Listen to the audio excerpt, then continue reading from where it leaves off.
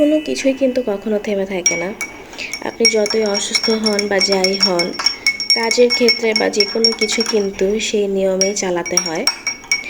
তো সকালবেলা ঘুম থেকে উঠে গিয়েছি, আর সকাল বলতে এখন প্রায় 10:30টার মতো বাজে। তো রাতে আমি মেথি পানিটা ভিজিয়ে রেখেছিলাম, মানে মেথিটা। তো এখন এই মেথি পানি খাবো। তারপর তো কাজ করতেই হবে, যদিও শরীরটা তেমন একটা ভালো না, তারপরেও কিছু করার নেই। আর এই মেথি পানি কিন্তু হেলথের জন্য অনেক ভালো।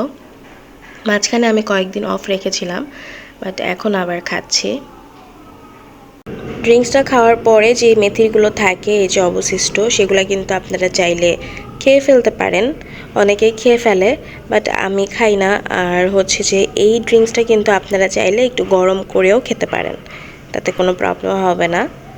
আজকে যেহেতু অফ ডে এবং সবাই বাসায় আছে, ওয়েদারটাও একটু ঠান্ডা ঠান্ডা, গরমটা নেই, তো ভাবলাম যে তাহলে একটু খিচুড়ি রান্না করি। এর জন্য বিফটা আমি সকালে একবার উঠেছিলাম, তখন একটু ভিজিয়ে রেখেছিলাম। তার সাথে দেখি আর কি করা যায়। তার আগে নাস্তা করে নেই ফ্রেশ ট্রেশ হয়ে।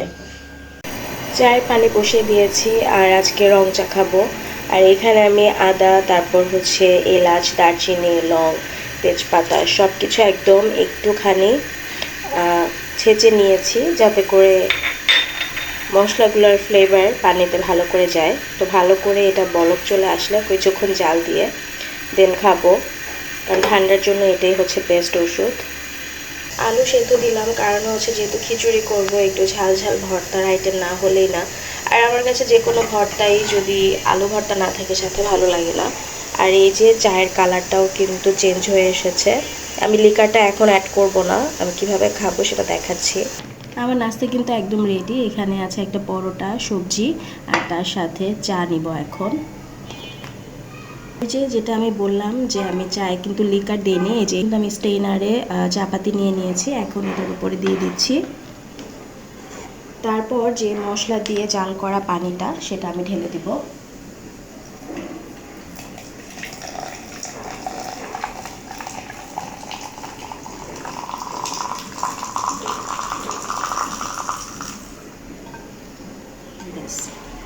এতো হয়ে গেল।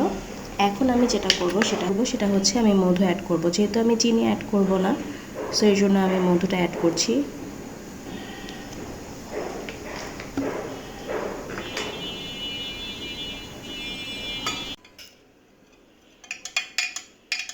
তো হয়ে গেল আমার নাস্তা। আজকে ব্রেকফাস্টে হচ্ছে সবজি, তার সাথে পরোটা একটা, আর তার সাথে এখন আমার জন্য যেটা দরকার লাইফ সেভার, সেটা হচ্ছে রং চা।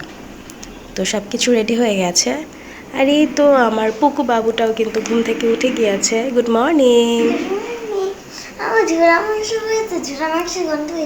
না, আজকে ঝুরা মাংস করব না, আজকে খিচুড়ি, তার সাথে বিফ হবে, আর তার সাথে একটু ভর্তার আইটেম হবে। ওকে, আমি কি খাবো? তুমি খিচুড়ি দিয়ে বিফ খাবে? হ্যাঁ, খাবো। ওকে, ঠিক আছে, তাহলে বসো, একটু পানি খেয়ে নাও। মুচমুচে পরোটা দিয়ে এরকম একটা সবজি থাকলে কিন্তু আর কিছুই লাগে না। চা খেতে খেতে রুমে আসলাম, আর দেখছি জানালা দিয়ে আজকের ওয়েদারটা কিন্তু ভালোই। আর এই ওয়েদারের সাথে আমি যে মেনুটা সিলেক্ট করেছি সেটা একদম পারফেক্ট যাবে, কারণ হচ্ছে যে বাহিরে কিন্তু ঝিরিঝিরি বৃষ্টি হচ্ছে। সো আমি চা শেষ করে রান্নাবান্নার কাজে চলে যাই। গোস্তটা সুন্দর করে মাখিয়ে নিয়েছি। এখন আমি গোস্তের মধ্যে একটু সরিষার তেল অ্যাড করব, দেন ভালো করে আবার মাখিয়ে চুলাটা অন করে দিব। ওকে, হয়ে গেছে। আলু অলমোস্ট সেদ্ধ হয়ে গেছে। আর এই তো পাশাপাশি কিন্তু গরু কষানো হচ্ছে, ভালো করে কষিয়ে নিব, দেন হচ্ছে আমি আলু এবং ঝোল অ্যাড করব। জান্নাতের বাবা ঘুম থেকে উঠে গেছে, তাই ওর জন্য রুটি ভেজে নিচ্ছি। আমার মতো কে কে আছেন বলেন তো, যে রান্না করতে করতে চুলা বারবার ক্লিন করা লাগে? আমার কাছে মনে হয় কি, যে তেল কাজটা একদম হয়ে গেলে তখন ক্লিন করতে অনেক ঝামেলা হয়, তাই আমি রান্না করতে করতেই চুলাটা ক্লিন করে নিই। যতই হাতে ছ্যাঁকা লাগুক বা যাই লাগুক, অনেক টাইমে কিন্তু হাতে একদম ছ্যাঁকা লেগে অবস্থা খারাপ হয়ে যায়। পেঁয়াজ, রসুন এগুলো কাটতে হবে, খালি তখন গরুর গোস্তের জন্য কিছুটা কেটেছিলাম। আর এখন যেহেতু শুটকি রান্না করতে হবে, আলু ভর্তা করতে হবে, দেন খিচুড়ি রান্না করব, সো এই যে পেঁয়াজ আর রসুনগুলো কেটে নেই। গরুর গোস্তটা ভালো করে কষিয়ে নিয়েছি। আমি কিন্তু গোস্ত রান্না করলে অনেক বেশিক্ষণ কষাই, যার কারণে আমার গরুর গোস্তটা রান্না করলে একদম সফট হয়। আমার শাশুড়ি মা সবসময় আমাকে বলে যে আমার হাতের গরুর গোস্তটা এত বেশি সফট হয়। আসলে সফট হওয়ার কারণ হচ্ছে এটাই যে আমি কিন্তু কষানোর সময় অনেকক্ষণ যাবত গোস্তটা কষাই, যার কারণে একদম অনেক বেশি সফট হয়। একবার কিন্তু কষানোর পরে তেল খানিকটা উঠে গিয়েছিল, তারপর আবার একটু পানি দিয়ে এখন আবার একটু কষিয়ে নিচ্ছি। তারপর আমি আলু অ্যাড করব, এবং হ্যাঁ আজকে কিন্তু আরেকটা জিনিস অ্যাড করব, সেটা দেখাচ্ছি পরে। এখন আমি আলু দিয়ে দিব, আলু দিয়ে দিচ্ছি। আর তার সাথে যে বলেছিলাম না যে আরেকটা জিনিস দিব, সেটা কি, সেটা হচ্ছে আপনাদেরকে দেখিয়ে দিচ্ছি। সেটা হচ্ছে এই যে কাঁঠালের বিচি। সো এখন কাঁঠালের বিচিও দিয়ে দিচ্ছি। কাঁঠালের বিচি কিন্তু গরুর গোস্তে দিলে অনেক বেশি মজা লাগে, যারা খায় আর কি তাদের কাছে ভালো লাগবে। সো দিয়ে দিলাম। এখন ভালো করে নেড়ে বেশ খানিকক্ষণ কষিয়ে নেব আবার। তারপর পরিমাণ মতো পানি দিয়ে দিব, যতটুকু আসলে প্রয়োজন আলু আর কাঁঠালের বিচি সেদ্ধ হতে। গোস্ত কিন্তু অলমোস্ট সেদ্ধ হয়ে গেছে অনেকটাই।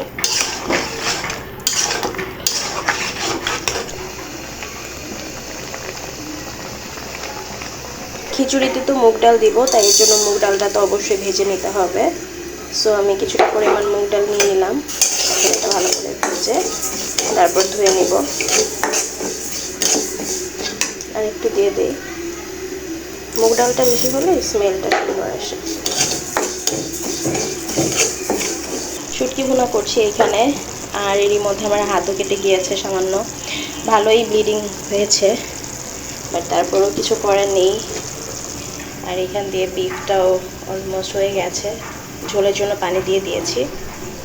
আমাদের যতই কষ্ট হোক না কেন, আমরা প্রিয়জনদেরকে খুশি করার জন্য সবসময়ই আপ্রাণ চেষ্টা করি। আর আজকে আসলে জানাতের বাবা জানাতের জন্য স্পেশাল রান্না করা, কারণ যেহেতু দুজনেরই অফ, তো ভাবলাম যে তাহলে দুজনকে একটু খুশি করি। তো এর জন্য খিচুড়ি বিফ এগুলো রান্না করছি। যদিও কষ্ট হচ্ছে আমার, তারপরেও ওরা যখন খেয়ে খুশি হবে, বা যখন উঠেই দেখলো আমি রান্না বান্না করছি, ওরা খুশি হয়েছে, তো এটাই আসলে প্রাপ্তি, আর কিছুই না। রান্না বান্না করতে করতে ওষুধ যে খাইনি সেটাই ভুলে গিয়েছি। বারবার বলছিলাম ঠান্ডা লেগেছে ঠান্ডা লেগেছে, কিন্তু ঠান্ডার জন্য যে ওষুধ খেতে হবে সেটাই মনে ছিল না। তো পরে মনে পড়লো, তো এখন আমি ঠান্ডার মেডিসিনটাও খেয়ে নিচ্ছি। আলু সেদ্ধ হয়ে গেছে, তো ভাবলাম যে আলুটা ভর্তা করে নেই। আর বাহিরের যতই আমি আলু ভর্তা খাই, তারা কিন্তু ঝালই দেয় না। আমি গতকালকেও ভর্তা কিনে এনেছিলাম বাইরে থেকে, আলু ভর্তা কী যে আলু ভর্তা বানিয়েছে আল্লাহই ভালো জানে। আলু ভর্তায় যদি বেশি করে ঝাল না দেওয়া হয় তাহলে কিন্তু একদমই ভালো লাগে না খেতে। তো এই তো এখানে আলু ভর্তা আছে, আর এখানে শুটকি বাগার আছে, আর তার সাথে আমি এখানে নিয়ে নেব আচার। আর এই আচারটা আমার শাশুড়ি মা যখন এসেছিল, এই আচারটা মা নিয়ে এসেছিল আমার জন্য নিজের হাতে বানিয়ে। তো এই আচারটা নিয়ে নিচ্ছি। খিচুড়ির সাথে কিন্তু আচার খেলে অনেক বেশি মজা লাগে, তাই না? তো আচারও নিয়ে নিচ্ছি। তো এই তো আচারও নিয়ে নিলাম, আর গরুর গোস্ত তো পরে সার্ভ করব, খিচুড়িটা এখন বসিয়ে দিব। আর আম্মু কিন্তু এর মধ্যে ফোন দিয়ে বলেছে যে আম্মু আসছে, কারণ আম্মুদের একটু পানির সমস্যা হয়েছে, তো এই কারণে আম্মু এখানে আসবে আমাদের বাসায়। তো ভালোই হয়েছে যে আম্মু চলে এসেছে। খিচুড়িটা একদম চালটা ঝরঝরা করে ভাজা হয়ে গেছে। আম্মু কিন্তু জান বাচ্চার জন্যই এত কিছু এনেছে। জান বাচ্চা যেহেতু পার্পেল অনেক পছন্দ করে, তাই ওর জন্য একটা পার্পেল বেডশিটও এনেছে। এদিক দিয়ে খিচুড়িও হয়ে গেছে, গরম গরম ধোয়া ওঠা খিচুড়ি। এখন আমি শাওয়ার নিব, দেন হচ্ছে গিয়ে সবাই একসাথে বসে লাঞ্চ করবো ইনশাল্লাহ। আলহামদুলিল্লাহ সবাই মিলে একসাথে খাবার খেতে বসলাম। আম্মু খেতে বসে বলছিল যে আমার তো খিচুড়ি খাওয়ার কথাই ছিল না। আর আম্মু এসেছে মেনলি আম্মুদের বাসায় যেহেতু পানি নেই, তাই। আর ইদানিং তো সব জায়গায় পানির সমস্যা, গ্যাসের সমস্যা লেগেই আছে। তারপরও অনেক বেশি ভালো লেগেছে, কারণ আম্মু হুট করে এসেছে, আমাদের সাথে খাওয়া দাওয়া করলো। আর এই তো জান বাচ্চা খাওয়া দাওয়া করার পরে ওর নানুকে নিয়ে আবার পেন্টিং করতে বসে গিয়েছে, যেটা ওর মোস্ট ফেভারেট।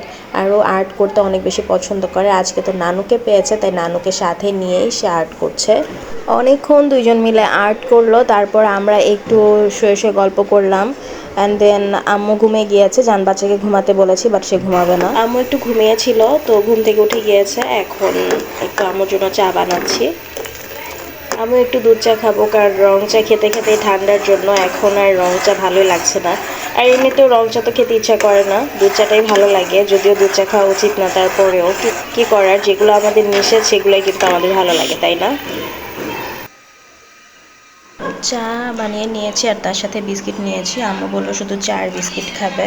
প্রিয়জনদের জন্য তো সবসময় কিছু করতে পারলে অনেক বেশি ভালো লাগা কাজ করে, আর আজকের ভালো লাগাটা দ্বিগুণ হয়ে গেছে কারণ আম্মু এসেছে। তো আজকের ব্লগটা এই পর্যন্তই ছিল। আল্লাহ হাফেজ।